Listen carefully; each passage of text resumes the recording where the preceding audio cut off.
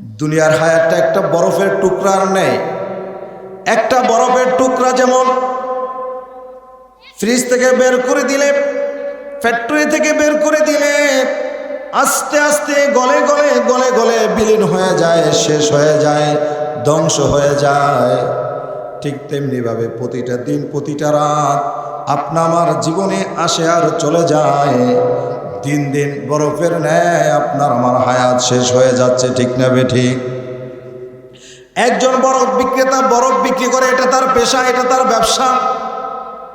হঠাৎ করে একদিন অসুস্থ হয়ে যাওয়ার কারণে বরফ বিক্রি করতে পারছে না। সন্তানকে পাঠাইতেছে, বাবা যাও বাজারে চলে যাও, বরফটা বিক্রি করে নিয়ে আসো।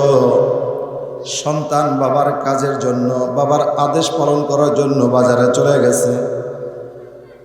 আমার বাবাজিরা, পর্দালের মা ও বোনেরা ভালো করে বুঝবেন, ছোট্ট একটা ঘটনা কিন্তু বুঝলে আমাদের জন্য অনেক কিছু, আমাদের জীবন চেঞ্জ করে দিতে পারে, ঠিক কিনা? সন্তান বরফ বিক্রি করতে চলে গেছে, বাজারে চলে গেছে। ঘন্টার পর ঘন্টা হয়ে যায়, বরফ কেউ কিনতেছে না। বরফ আস্তে আস্তে গলে যাচ্ছে, শেষ হয়ে যাচ্ছে।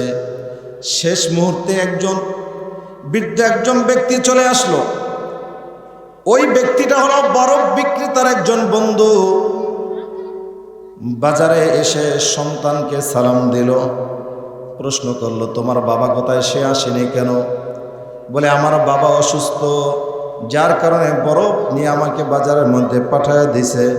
কিন্তু চাচা, ঘন্টার পর ঘন্টা হয়ে যাইতেছে, বরফ কেনার জন্য কেউ আসে না, বরফ শেষ হয়ে যাচ্ছে।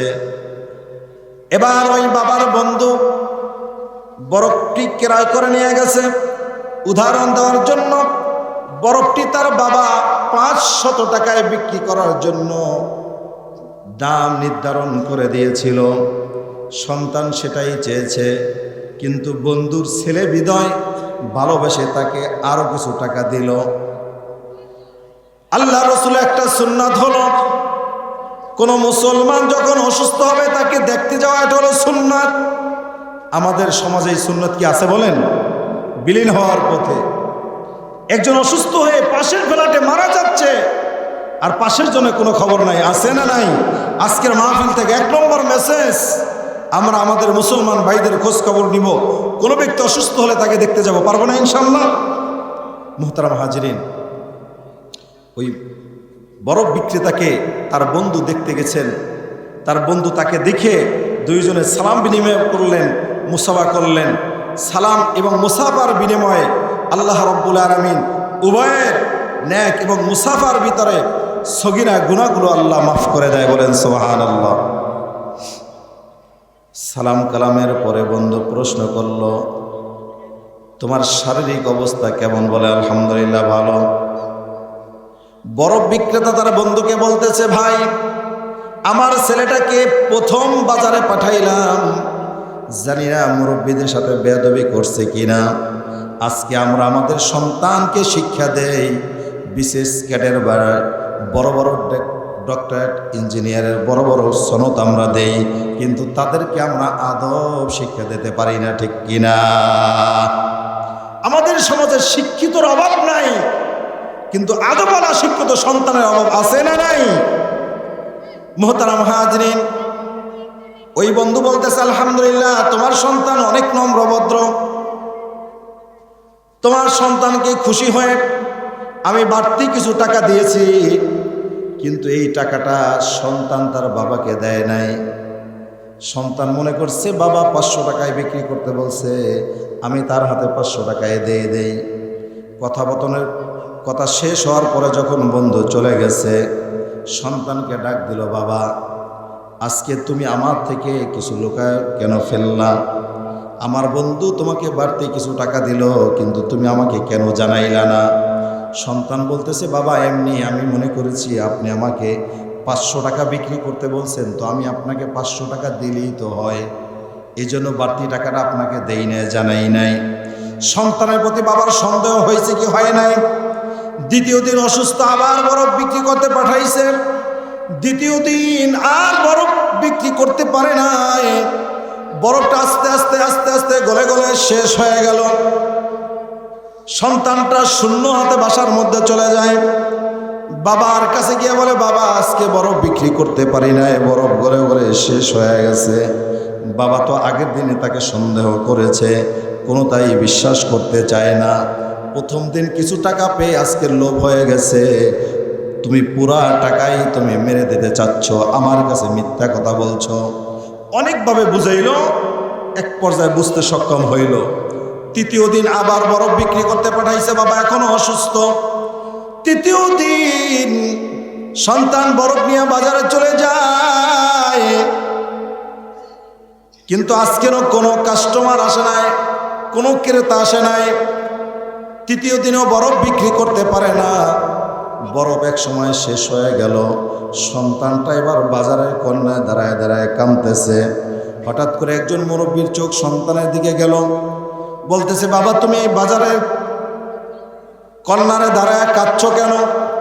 বলে, বাবা আপনি আমার বাবার বয়সী একজন মুরব্বী, আপনার কাছে আমার কষ্টের কথা বললে লাভ হবে কি? বলে, একবার বলেই দেখো না। পুরা ঘটনাটা তার কাছে বলল। মুরব্বীটা আল্লাহু আকবার বলে আল্লাহর গোলাম জমিনে পড়ে গেল। এখন এই মুরব্বীরা যদি হাফেজ সাহেবের মতন একজন বুজুর্গ মানুষ হয়, ওই মুরব্বীরা যদি এলাকার একজন ইমাম হয়, নেতা হয়, তাহলে সাধারণ মানুষের কৌতূহল হয় কি হয় না? সবাই চতুর্দিক থেকে চলে আসছে, ছুটাছুটি করতেছে। কিরে এত সুন্দর নম্রভদ্র মুরব্বীর সাথে এমন কি খারাপ আচরণ করছে, যার কারণে মুরব্বী জমিনে পড়ে গেছে, হুঁশ হারিয়ে ফেলছে। এবার সবাই তাড়াহুড়া করে, কেউ মাথার মধ্যে পানি দেয়, মেসেজ করে। এক পর্যায়ে ওই মুরব্বী আবার সজ্ঞানে ফিরে আসছে। মুরব্বীকে প্রশ্ন করতেছে, এই যুবক আপনার সাথে এমন কি বাজে ব্যবহার করছে আমাদের কাছে বলেন, আমরা আজকে তার কঠিন বিচার করব। ওই আল্লাহর গোলাম বলতেছেন, এই যুবক তোমাদের কাছে যে ঘটনা খুলে খুলে বর্ণনা করেছে, আল্লাহর কসম একইভাবে এই যুবক আমার কাছে একই ঘটনাই বলেছে। এবার আশেপাশের সকল যুবকরা হতভম্ব হয়ে গেছে, আশ্চর্য হয়ে গেছে। এমন একটা ঘটনা শুনে একটা মানুষ জমিনে পড়ে যাইতে পারে, এটা কি স্বাভাবিক কিনা? সবাই মুরব্বীকে গালমন্দ করতেছে, বকাঝকা করতেছে। এমন সময় মুরব্বী ডেকে ডেকে বলে, হে বাজারের যুবকেরা, তোমরা কি একটিবার খেয়াল করছো রব্বি কারিম তোমাকে আমাকে 10 বছর, 20 বছর, 50 বছর, 80 বছরে একটা হায়াতের জিন্দিগি দান করেছে, সেই জিন্দিগিটা ইতিপূর্বে বরফের ন্যায় শেষ হয়ে গেছে। আজকে এই সন্তান বাজারে দাঁড়ায় দাঁড়ায় কাঁদতেছে, কারণ সে বাসায় গিয়ে তার বাবাকে কি জবাব দিবে, তার বাবাকে কিভাবে বোঝাবে। হয়তো তার বাবা আজকে বুঝতেই চাবে না, তাকে মারধর করবে, সর্বোচ্চ তাকে ঘর থেকে বের করে দিবে। কিন্তু তোমার আমার রব ওই আল্লাহ যখন কাল কিয়ামতের ময়দানে সকলকে দাঁড়া করায় প্রশ্ন করবে, ও আব্দুর রহমান, ও আমার বান্দি খাদিজা খাতুন, আমি আল্লাহ তোমাকে 50 বছর 60 বছর একটা হায়াত দান করেছিলাম, জিন্দিগি দান করেছিলাম। বলো 60 বছরের হায়াতটা তুমি কোন মতে ব্যয় করে আসছো? মুরব্বীর কথা মাত্র যুবকদের মধ্যে কান্নার রোল পড়ে গেছে। হায় হায়, আমার যৌবন তো আমি আল্লাহর নাফরমানি করতে করতে শেষ করে দিয়েছি। আমার যৌবন তো আমি অকারণে নষ্ট করে দিয়েছি। আল্লাহ তাআলার কাছে কাল কিয়ামতের ময়দানে আমি কি নিয়ে দাঁড়াবো? আমি আল্লাহ তাআলার কাছে কি জবাব দেব? পুরা বাজারের মধ্যে ওই মুরব্বীকে নিয়ে একটা হট্টগোল শুরু হয়ে গেছে। সবাই তার সামনে আসে আর চোখ ভরা পানি নিয়ে, বেদনা নিয়ে তওবা ইস্তেগফার করে করে মুরব্বীকে বিদায় নেয়। বলেন আল্লাহু আকবার। এমন একটা সময় আপনি আমার আসবে কি আসবে না? আপনি আমার জীবন থেকে মূল্যবান সময়টা নষ্ট হয়েছে কি হয় নাই? মুহতারাম হাজরিন, এই জন্য আল্লাহর রাসূল বলেন, প্রত্যেকটা মানুষের জন্য দুনিয়ার মোহ, দুনিয়ার চাকরি, দুনিয়ার ব্যবসা, দুনিয়ার বাণিজ্য তাকে গ্রাস করে ফেলেছে। তার চক্ষুটাকে বন্ধ করে দিয়েছে। এবার ডানে তাকাইলে সে দুনিয়া দেখে, বামে তাকাইলে সে দুনিয়া দেখে, সামনে পিছনে শুধুমাত্র দুনিয়ায় নিয়েই ভাবে আছে না নাই। এই ভাবতে ভাবতে ফজরে আজান দেয়, আসরে আজান দেয়, মাগরিবের আজান দেয়, ইশার আজান দেয়, আল্লাহর গোলামকে মসজিদে পাওয়া যায় না। আজকের এই ঢাকার শহরে প্রত্যেকটা জুমার মসজিদের কানায় কানায় যেমন ভর্তি মুসল্লি ছিল, ওই মুসল্লিগুলা ইশার নামাজে, মাগরিবের নামাজে তারা কোথায় গেল? ঠিক কিনা বলেন? ওই মুসল্লিগুলা ফজরের নামাজে কি জমিন ছেড়ে আসমানে যাবে? কথা বুঝাইতে পারি নাই? ওই মুসল্লিগুলা কি জমিন থেকে আসমানে চলে যাবে? না, তারা জমিনেই থাকবে। তাহলে জুমার নামাজ তাদের জন্য যেমন ফরজ ছিল, ফজরের নামাজও তার জন্য অনুরূপভাবে ফরজ কিনা? এই জন্য আমার মা বোনেরা, সামনে আমার মুরব্বীরা, সময় একেবারে সংকীর্ণ। এই জন্য দুনিয়ার মোহব্বত আমাদেরকে ত্যাগ করতে হবে কি হবে না? দুনিয়ার মায়া আমাদের ছাড়তে হবে কি হবে না? আমরা চাই তো ইনশাআল্লাহ। আমি পবিত্র কোরআন থেকে একটা আয়াত তেলাওয়াত করেছিলাম, তা'মুরুনা বিল মারুফ ওয়া তানহাউনা আনিল মুনকার। যেহেতু এটা আমার মসজিদ মহল্লার জন্য বলতেই হয়, আজকে আমরা সৎ পথে আদেশ করা বন্ধ করে দিয়েছি, অসৎ কাজে বাধা দেওয়া বন্ধ করে দিয়েছে। ঠিক কিনা বলেন? যার কারণে হাজী সাহেব আল্লাহর ঘরের মতন জায়গায় মেহমান হয়ে এসে ঘরের মধ্যে রুমাল দিয়ে দিয়ে তসবিহ আদায় করে, আর তার মেয়ে, তার নাতিটা অন্যটা বাসায় রেখে সিনা ফুলাইয়া রাস্তার মধ্যে ঘুরে আসে না নাই? আল্লাহর কসম দিয়ে বলি, কাল কিয়ামতের ময়দানে ওই হাজী সাহেব আল্লাহর জান্নাতে যাওয়া এত সহজ না, এত সহজ না। এর জন্য আমাদের সৎ কাজে আদেশ করতে হবে। নামাজ যেমন পড়া ফরজ, নামাজ প্রতিষ্ঠা করাটাও অনুরূপ ফরজ। ঠিক কিনা বলেন?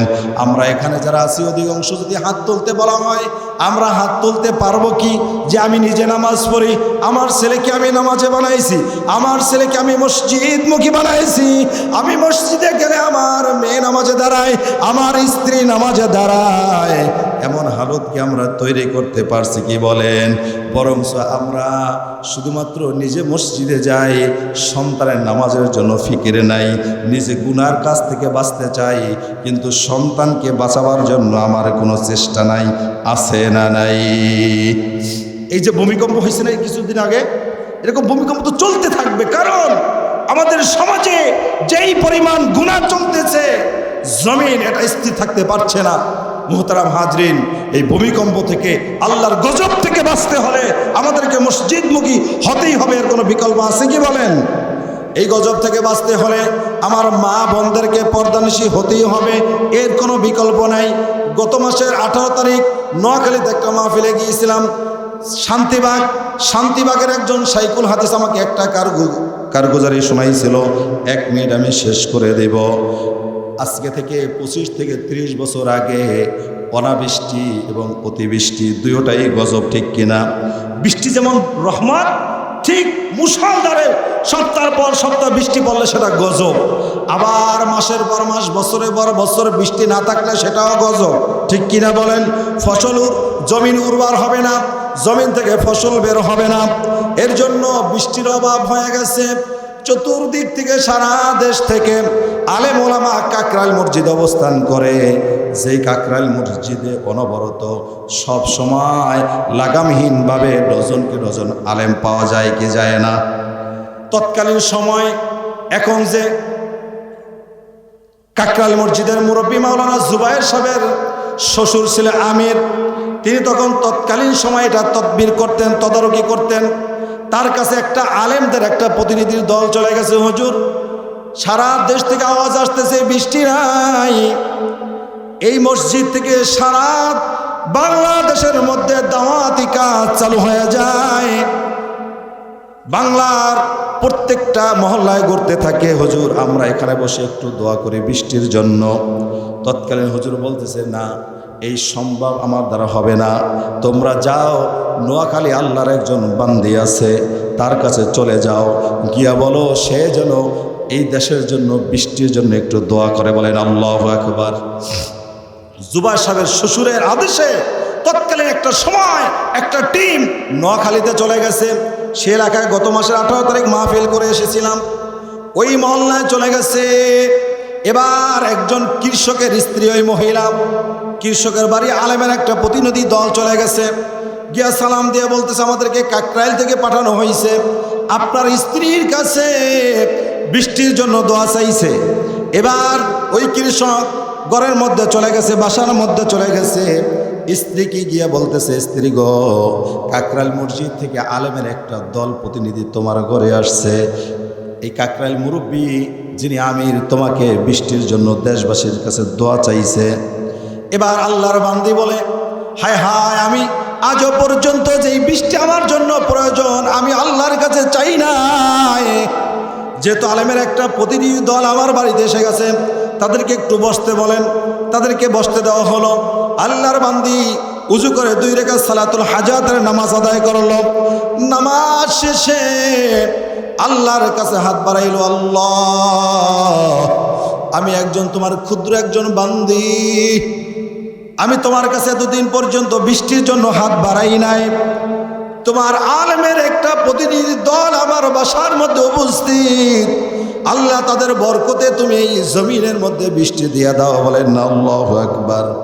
আল্লাহর বান্দি নামাজ পড়ে তার স্বামী কৃষককে বলল, আপনি আলেমদেরকে একটু দোয়া করতে বলেন, আমি গুনাহগার পর্দার মধ্যে বসে তাদের সাথে একটু আমিন আমিন বলবো। বলেন আল্লাহু আকবার। এবার আলেমরা হাত বাড়াইল, দোয়া করলো।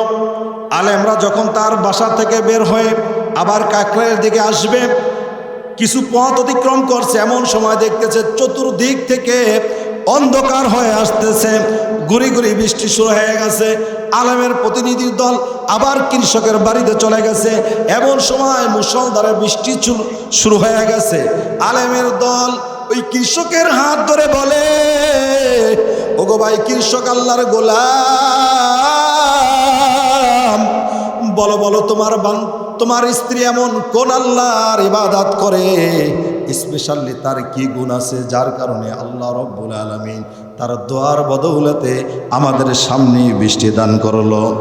এবার স্বামী আবার ভিতরে চলে গেল, স্ত্রীকে প্রশ্নটা জানায়া দিল।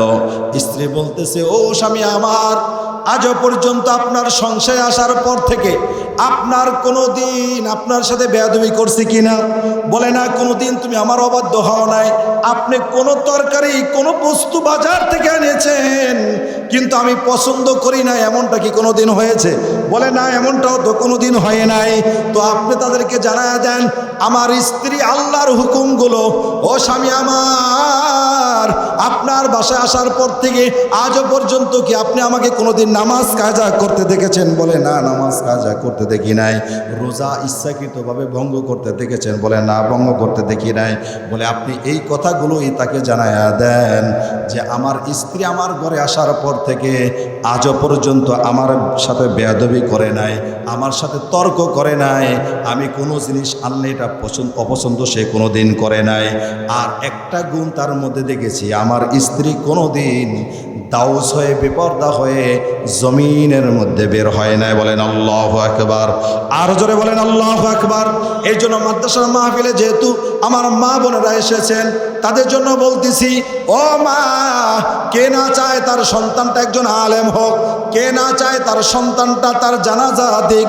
কে না চায় তার সন্তানটা তাকে কবরের মধ্যে শেষ বিদায় জানায় দিক? এটা চাই কি চায় না? কিন্তু আপনি ঘুরে ঘুরে দেখেন, জমিনের মধ্যে এমন একজন মা পাবেন না যেই মা দাউস আর তার সন্তান আলেম, তার সন্তান একজন ইমাম। ঠিক কিনা? এমন মা পাওয়া যাবে কি বলেন? এর জন্য মা বোনেরা, 1 নম্বর হলো আল্লাহর ইবাদত আপনাকে করতে হবে। আর ইবাদতের অন্যতম ফরজ বিধান হলো আল্লাহর হুকুম পর্দা করা। ঠিক কিনা বলেন? এই পর্দার বিধানটা আমাদের সমাজে একেবারে তাচ্ছিল্য তুচ্ছিল্য মনে হচ্ছে। ঠিক কিনা বলেন? আজ থেকে আমরা প্রতিবাদ করব, নিজেরাও পর্দার উপরে আমল করব, আর এরপর যদি দোয়া করি ওই দোয়া আল্লাহ তাআলা কবুল করবে। ঠিক কিনা বলেন? আল্লাহ রাব্বুল আলামিন আমাদেরকে আমল করার তৌফিক দান করুন।